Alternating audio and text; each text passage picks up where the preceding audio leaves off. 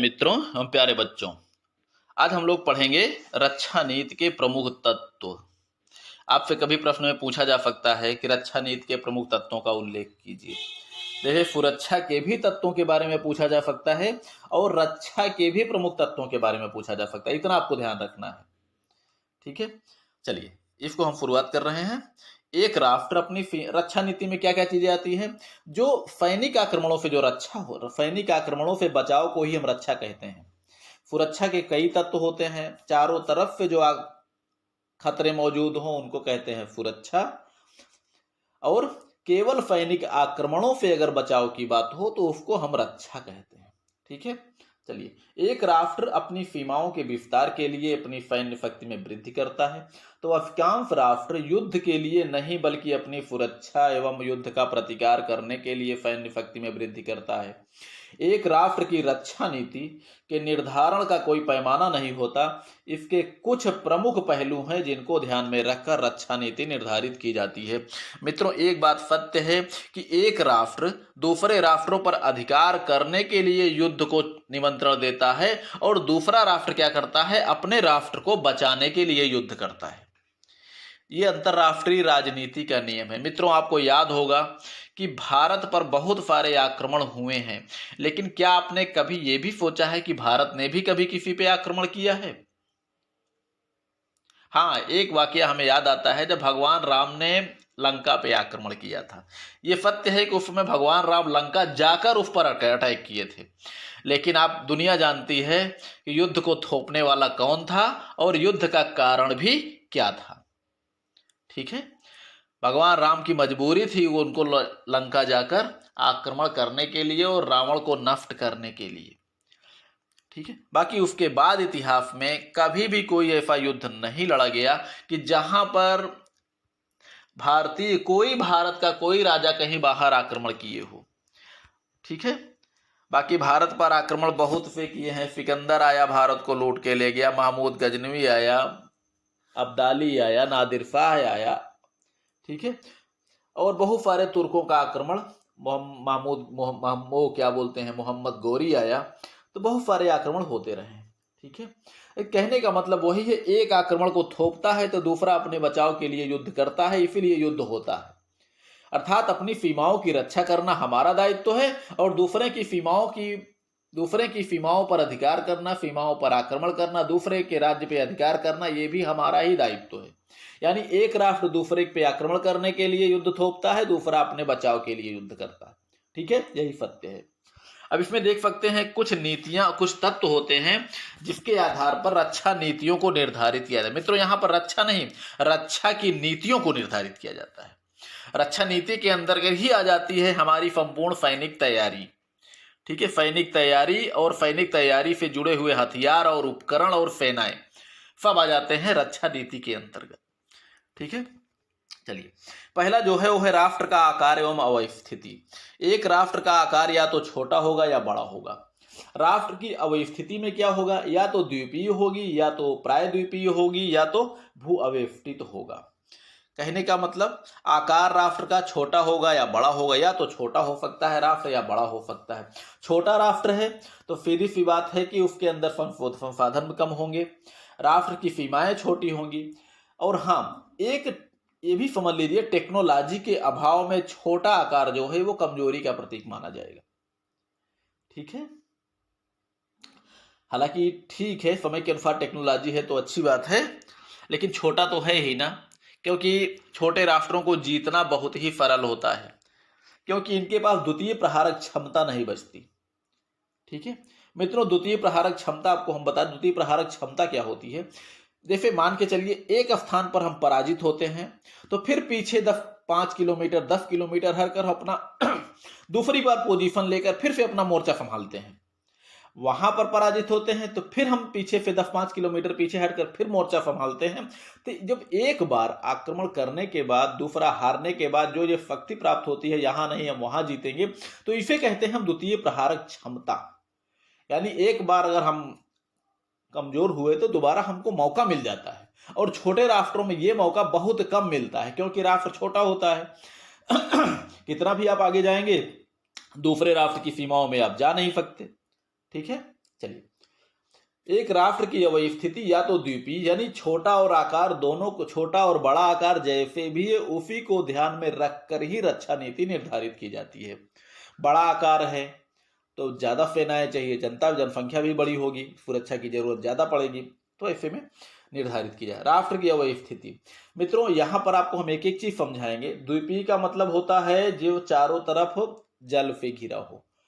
चारों तरफ जल से घिरा होगा तो उसके लिए समुद्री सेना चाहिए, नौसैनिक चाहिए, और उनकी सहायक सेना के रूप में वायु सेना चाहिए, और आंतरिक सुरक्षा के लिए वो पुलिस वाले चाहिए या थल सेना चाहिए। ठीक है। दूसरा हो गया प्रायद्वीपीय। प्रायद्वीपीय का मतलब जिसके पास जल और थल दोनों सीमाएं हो, जैसे भारत हो गया, पाकिस्तान हो गया, बांग्लादेश हो गया, चाइना हो गया, सोवियत संघ हो गया, अमेरिका हो गया, यानी जलीय सीमा भी हो और थलीय सीमा भी हो। तो ऐसे राष्ट्रों को दोनों सेनाओं, क्या इनको तीनों सेनाएं रखना पड़ता है। नौसेना भी रखनी है शक्तिशाली, और थल सेना भी रखनी है, और इन दोनों की सहायक सेनाओं के रूप में वायु सेना भी रखनी है। ठीक है। अगर तीसरा है भू अवेष्टित, अर्थात चारों तरफ थलीय सीमा से युक्त राष्ट्र। जैसे भू अवेष्टित में वे राष्ट्र हो गए जो चारों तरफ थल से घिरे हैं, जलीय नहीं है। जैसे भूटान को ले लीजिए, नेपाल को ले लीजिए, तिब्बत मान लीजिए अब तो आजाद नहीं है, लेकिन तिब्बत को भी आप ले सकते हैं जब पहले आजाद था। तो इनके पास जो है चारों तरफ थलीय सीमाएं हैं, इनको समुद्र में जाने के लिए भी दूसरे राष्ट्रों से परमिशन लेने की जरूरत पड़ेगी। ऐसे राष्ट्रों को टेक्नोलॉजी की अगर कमी है तो ये राष्ट्र जो है कमजोर होंगे, क्योंकि ना तो अंतरराष्ट्रीय व्यापार को ये सीमित वो अपने व्यापार को कायम रख सकते हैं। इनका सारा कुछ समुद्र पर जाना हुआ तब भी दूसरों पे निर्भर, व्यापार करना हो तब भी दूसरों पे निर्भर। ठीक है। तो ये जो है एक प्रकार से स्थलबद्ध राष्ट्र कहे जाते हैं। तो इनको भी एक प्रकार से शक्तिशाली थल सेना की जरूरत पड़ेगी, चारों तरफ से कहीं से भी आक्रमण किया जा सकता है। और ऐसे राष्ट्रों की विदेश नीति अत्यंत महत्वपूर्ण होती है, जो सुरक्षा, रक्षा, व्यापारिक व्यवस्था, अर्थव्यवस्था में महत्वपूर्ण भूमिका निभाती है। ठीक है। राष्ट्र के आकार, उनकी अवस्थिति के अनुसार रक्षा व्यवस्था करना रक्षा नीति का दायित्व होता है। अगला है आर्थिक स्थिति। जैसे अभी आपको हमने बताया अर्थव्यवस्था प्रतिरक्षा की चौथी भुजा होती है।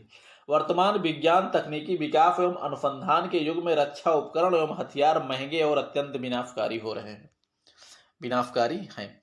वर्तमान समय में वही राष्ट्र अपनी रक्षा एवं प्रतिरक्षा में समर्थ हैं जिनकी अर्थव्यवस्था अत्यंत मजबूत है।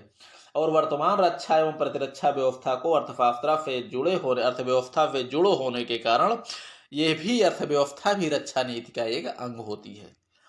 मित्रों, ये सत्य है कि वर्तमान हथियार महंगे हैं, सब लोग जानते हैं। कमजोर अर्थव्यवस्था वाले राष्ट्र युद्ध नहीं लड़ सकते। ठीक है। इसलिए आर्थिक स्थिति जो है मजबूत होना चाहिए, और अपनी अर्थव्यवस्था को ध्यान में रखकर ही हमको रक्षा नीतियां बनानी है। अगर अर्थव्यवस्था कमजोर है तो सीधी सी बात है पड़ोसी राष्ट्रों से मदद ले सकते हैं, सैनिक संधियां कर सकते हैं, संगठन बना सकते हैं, गुटबंदी कर सकते हैं। ठीक है। तो जैसी आर्थिक स्थिति है उसी तरह अपनी रक्षा व्यवस्था, अपने आप को सुरक्षित रखने के लिए आपको नीति बनानी पड़ेगी। ठीक है। चलिए आगे आ जाते हैं। पड़ोस संबंध एवं विदेश नीति। आचार्य चाणक्य ने अपना मंडल सिद्धांत में खुद ही कहा है कि पड़ोसी राजा का सबसे बड़ा शत्रु होता है, क्योंकि राष्ट्र विस्तार की जो भावना होती है वो पड़ोसी राजाओं से होकर ही जाती है। ठीक है। और एक राजा का जो स्वभाव होता है वो बिल्कुल जो है मंडल सिद्धांत के अनुसार वो पड़ोसी राज्य पर ही आक्रमण करके अपने क्षेत्र का विस्तार करता है। ठीक है। और यदि अपनी विदेश नीति के द्वारा पड़ोसियों एवं अन्य राष्ट्रों से संबंधों को अच्छा बनाकर रखा जा सके तो सैन्य शक्ति के विकास और निशस्त्रीकरण की भावना से बचा जा सकता है, शस्त्रीकरण की भावना से। ये बात सत्य है कि अगर हम पड़ोसी राष्ट्रों से अच्छा संबंध बनाकर रखें, प्रेम व्यवहार से रखें, और इसको करने में हम सफल हो गए, लेकिन ये भी ध्यान देना है सफल होंगे कि नहीं होंगे, क्योंकि हमारा पड़ोसी राष्ट्र, हम भले चाहेंगे हम पड़ोसी से अच्छा व्यवहार बना ले, हमारा पड़ोसी नहीं चाहता, उसका विचार है कि हम इस पे हमको अधिकार करना है, तब तो संभव नहीं है। जैसे चाइना से हमारे नेहरू जी ने बहुत चाहा कि हमारे साथ अच्छे संबंध बने रहें, पाकिस्तान से भी बहुत चाहा इन्होंने कि अच्छे संबंध बने रहें, बांग्लादेश के साथ भी बहुत चाहा अच्छे संबंध बने रहें, लेकिन चाइना सबसे शत्रु नंबर 1 बना हुआ है। और भारत की बहुत सारे क्षेत्रों पर कब्जा भी कर चुका है। पाकिस्तान कश्मीर के लगभग आधे भाग पर कब्जा कर चुका है और बांग्लादेश वहाँ से चारों तरफ शरणार्थी हमारे देश में घुसे हुए हैं और आए दिन सीमा पार पर गोलाबारी होती रहती है और वहाँ की गवर्नमेंट हमारे विरुद्ध आग उगलती रहती है। तो कहने का मतलब यही है कि विदेश नीति महत्वपूर्ण तो होती है, लेकिन हमारा पड़ोसी राष्ट्र भी उसी स्वभाव का हो जो हम चाहते हैं। ठीक है, चलिए इसी के साथ ही एक कुशल विदेश नीति के द्वारा अन्य राष्ट्रों से संबंध बनाकर सैनिक संधियां एवं समझौते करके सैन्य संगठन बनाकर अपनी रक्षा एवं प्रतिरक्षा में सहयोग ले सकते हैं। अपनी रक्षा के लिए हर प्रकार की रक्षा नीतियों, सैनिक नीतियों, संधियों, समझौतों आदि का भी प्रयोग करना एक रक्षा नीति का उद्देश्य होता है। इसमें कई चीजों को ध्यान में रखना है। ठीक है, आगे हम सब चीजें पढ़ रहे हैं। एक रक्षा नीति बनाते समय एक राजनेता या एक हमारे जो रक्षा मंत्री या उनका मंत्रिमंडल होगा, बहुत सारी चीजों का ध्यान रखना पड़ता है। पड़ोसी देशों का सैन्य व्यय एवं सैन्य क्षमता, अब ये भी देखना है पड़ोसी का शत्रु होता है, जैसे कि चाणक्य ने कहा है। अगर हमारा पड़ोसी राष्ट्र निहायत हथियारों को बना रहा है तो सीधी सी बात है कि हमको उसको देखकर हथियारों का भी भंडारण करना होगा, क्योंकि क्या पता चाणक्य की ये मंडल सिद्धांत कब काम आ जाए, पड़ोसी हम पर आक्रमण कर दे। चलिए, पड़ोसी राष्ट्रों का रक्षा व्यय भी यह निर्धारित करता है कि उसी के अनुरूप हम रक्षा बजट निर्धारित करें। यदि हमारा पड़ोसी अधिक सैन्य शक्ति का विकास कर रहा है तो उसके प्रति हम निश्चिंत नहीं रह सकते। उसी के अनुरूप हमें भी अपना रक्षा बजट निर्धारित करते हुए सैन्य क्षमता का विकास करके संतुलन स्थापित करने का प्रयास करना चाहिए। यदि हमारा पड़ोसी अधिक शक्तिशाली है तो हम उसके समान रक्षा व्यय हम नहीं कर सकते, ये भी मान के चलिए। तो हमारा भी क्या दायित्व बनता है कि उतना रक्षा व्यय तो होना ही चाहिए जिससे उसके मुकाबले एक प्रतिरोधक क्षमता बनी रहे, भयादोहन की क्षमता बनी रहे, यानी एक प्रकार से हम उसका प्रतिरोध कर सके। या फिर और भी दूसरे तरीके हैं, अन्य राष्ट्रों से मित्रता करना, जरूरत पड़ने पर सैनिक संधियां करना, जरूरत पड़ने पर वो हमारे मदद करें, हम पर कोई आक्रमण हो तो हमारी मदद के लिए वो दौड़े आए। ठीक है, चलिए, पड़ोसियों के रक्षा बजट के अनुरूप ही अपना रक्षा बजट निर्धारित करना एवं सैन्य क्षमता का विकास करना ही रक्षा नीति का दायित्व होता है। ठीक है, अगला है सीमाओं की स्थिति। सर्वप्रथम जो खतरा होता है वो सीमाओं पर ही होता रहा है पहले से, लेकिन वो पारंपरिक खतरों में आता है।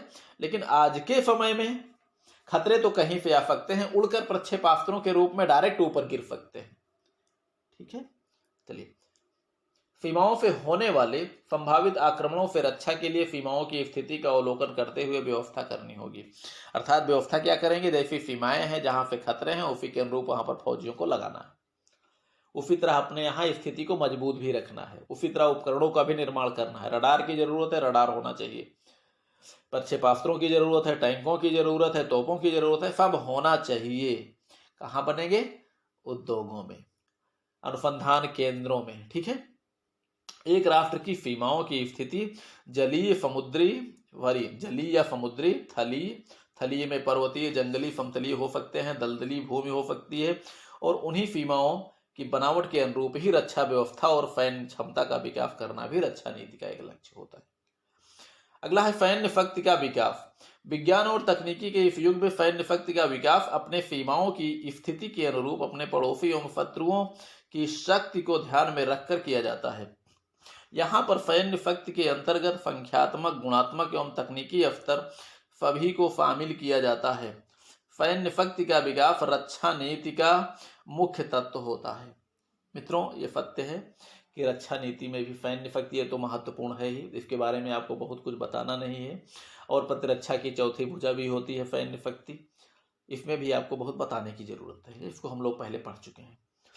अगला है गुटबंदी या सैन्य संगठन। अब यहाँ पर गुटबंदी और सैन्य संगठन का भी प्रयोग कर सकते हैं। अपनी रक्षा नीति के एक अंग के रूप में सैनिक गुटबंदी, सैनिक संधियों, समझौतों आदि को भी शामिल किया जा सकता है। भाई, हमारे पास इतनी क्षमता नहीं है कि हम पड़ोसी के मुकाबले अपना रक्षा बजट निर्धारित कर सकें। पाकिस्तान के पास इतनी औकात नहीं है कि वो भारत के मुकाबले रक्षा बजट निर्धारित कर सके, तो उसने चाइना से दोस्ती कर रखी है।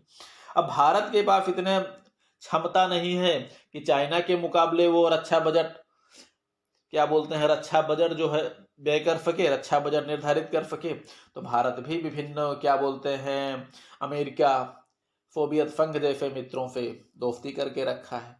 ठीक है, तो जहां पर हम अपनी क्षमता को जिस रूप में अपने आप को सुरक्षित कर पाते हैं, विदेश नीति के अंतर्गत, रक्षा नीति के अंतर्गत हम सभी तरीकों का प्रयोग करते हैं। ठीक है, इस व्यवस्था से राष्ट्र के ऊपर सैन्य भार कम हो जाता है और संपूर्ण रक्षा व्यवस्था एक साझे और सामूहिक रक्षा व्यवस्था के अंतर्गत निर्धारित हो जाती है। एक कमजोर राष्ट्र अपनी रक्षा व्यय होती एक शक्तिशाली राष्ट्र, ठीक है, एक शक्तिशाली राष्ट्र अधिक रक्षा व्यय बचने हेतु सामूहिक रक्षा व्यवस्था को अपना सकती है। यहाँ पर होता क्या है, एक कमजोर राष्ट्र अपनी रक्षा हेतु और एक शक्तिशाली राष्ट्र भी गुटबंदी अपनाता है। इसलिए अपनाता है कि हमको ज्यादा से ज्यादा इन फालतू रक्षा व्यय से हम बच सके, क्योंकि जब थोड़े एक साझे के अंतर्गत हम रखेंगे, चलिए आपकी कोई अगर आप पे कोई अटैक करता है तो हम आएंगे, हम पे अटैक करता है तो आप आइएगा, ऐसे जब 4, 6, 10 राष्ट्रों के बीच में समझौते हो जाते हैं तो सबकी इन 10 राष्ट्रों की रक्षा व्यवस्था कायम रहती है, क्योंकि सबके पास ये रहता है कि अगर हम पर अटैक होगा तो हमारे मित्र राष्ट्र हमारी सुरक्षा के लिए दौड़े आएंगे और हमको ज्यादा रक्षा पे व्यय नहीं करना है। ठीक है, और अकेले जहां पर सुरक्षा की बात होगी तो वहां तो राष्ट्र की रक्षा व्यय पर ज्यादा खर्च करना पड़ेगा और यूं मान के चलिए कि संपूर्ण रक्षा व्यय ही आपको करना पड़ेगा और अपनी व्यवस्था को ही आपको सुरक्षा के अनुरूप, रक्षा के अनुरूप ही निर्धारित करना होगा। ठीक है मित्रों, ये वीडियो लंबा हो जा रहा है, चलिए यहीं पे इसको खत्म करते हैं। बाकी पढ़िए लिखिए, मस्त रहिए, खुश रहिए। कोई चीज समझ में नहीं आता है आप कमेंट कर सकते हैं। मित्रों एक काम आपसे हम फिर कहेंगे, मित्रों आप लोग सब्सक्राइब जरूर कर दिया कीजिए, क्योंकि हम देखते हैं बहुत से बच्चे पढ़ते तो बहुत हैं लेकिन सब्सक्राइब बहुत कम लोग करते हैं। क्या जाता है आपका, क्या जाता है, कर दिया कीजिए।